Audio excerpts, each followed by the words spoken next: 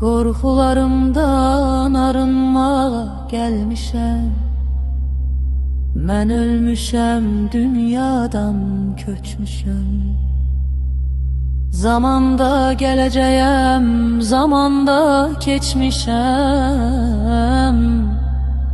Hər şey görmüşəm, hər şeyi eşitmişəm. Çərçivələrin ardında minlərlə fikirlər, minlərlə əsirlər, məni çəkirlər. Yax gücünü, qorxma, çəkinmə.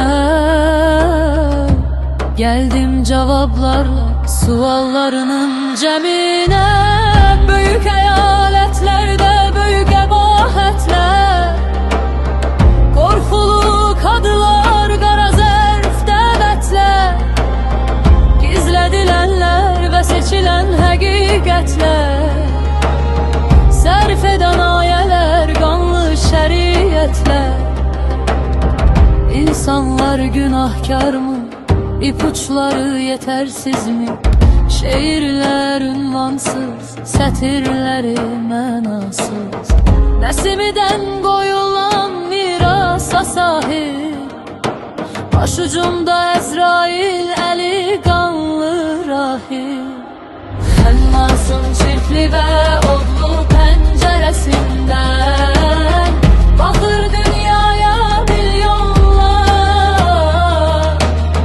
Və mən əsirlərdir, bundan əminəm ki, heç nəyi anlamır onlar. Xənnas elə insanın çirklənmiş olan vicdanı, bağladılar onu da dinlər.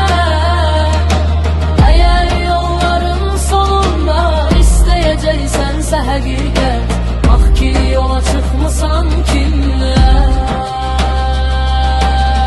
Səslər dəyişkəndir, vahiməli səslənir. Bir anlıq sükutlar kəsir nəfəsləri. İnsanlar tamahlanır, insanlar həvəslənir. Qarışır şərlə xeyir, bilinmir tərəfləri.